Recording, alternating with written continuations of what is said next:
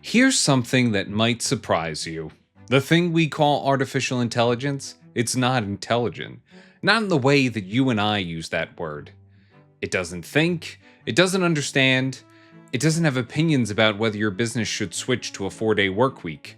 What it does is something much more specific, and honestly, more useful than actual thinking. But we'll get to that. Welcome to the Debrief. I'm Francis, and this show exists for one reason: to give you the cliff notes on everything happening in artificial intelligence without the hype, without the jargon, and without wasting your time. Tonight, we're starting at the beginning. What AI actually is, what it isn't, and why the distinction matters more than most people realize. Let's kill the biggest misconception first.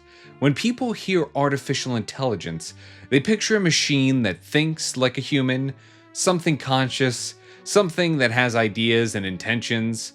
That's science fiction, and I mean that literally. That image comes from movies, not reality. What we actually have, what every AI product you've ever used is built on, is pattern recognition at a scale humans cannot possibly match. Let me give you an analogy.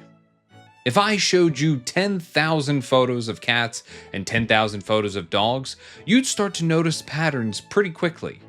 The shape of the ears, the snout, the body proportions. Now imagine I showed you 10 million photos, 100 million, a billion. At that scale, you'd notice patterns that no single human could ever pick up on. That's essentially what machine learning does. It looks at an enormous amount of data, identifies patterns, and then uses those patterns to make predictions about new data it hasn't seen before. Simple in concept, staggering in implication. But here's where it gets interesting. Because once you can do pattern recognition at that scale, you can do things that look like intelligence. You can translate languages. You can generate code. You can analyze a medical scan and surface anomalies a radiologist might miss. You can hold a conversation that is indistinguishable from a human exchange. None of these tasks require the machine to understand anything. They require it to be exceptionally good at predicting what comes next, based on the patterns it has absorbed. This is the foundational principle that separates reality from fiction. AI does not think, it predicts, and the distinction is not academic.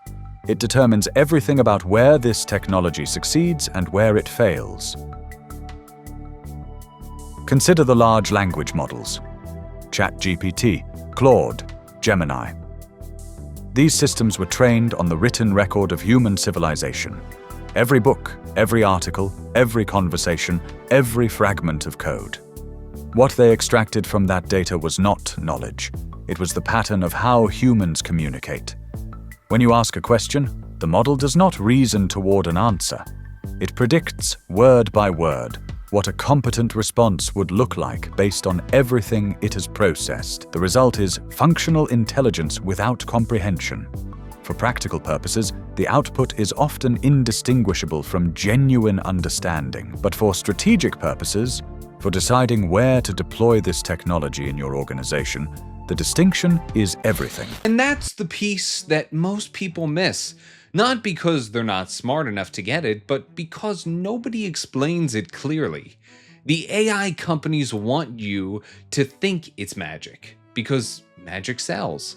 The fear-mongers want you to think it's sentient because panic gets clicks. The truth is simpler and honestly more useful. AI is the most powerful pattern-matching tool ever created. And once you see it that way, you stop being impressed or terrified and you start being strategic, which is where you want to be. So what does this actually mean for you, sitting where you're sitting? Running what you're running? The most common mistake in AI adoption is deploying the technology against problems that lack sufficient pattern density. Customer service with thousands of recorded interactions? High pattern density. AI can learn that. Strategic decision-making in novel market conditions? Low pattern density. AI will hallucinate a confident answer, and it will be wrong. The technology does not replace judgment. It replaces repetition. Understand this, and you will make better decisions about AI than 90% of the executives currently writing checks for it. That's the real takeaway tonight. AI isn't coming for your ability to read a room, make a tough call, or know what your customers actually need. What it's coming for is the tedious, repetitive, pattern-based work that eats best hours of people's days. That's not a threat. It truly is a gift, but only if you know how to use it. I'm telling you, AI isn't magic, and it isn't a monster.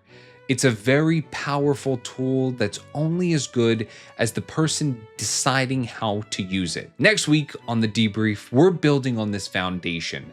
We're talking about the term you hear everywhere and almost nobody explains well: agentic AI. What it means, why it matters, and why I think it's where the real money is. If your business needs this kind of clarity, that's what we do at Forge Nexus. I'll see you at the Debrief.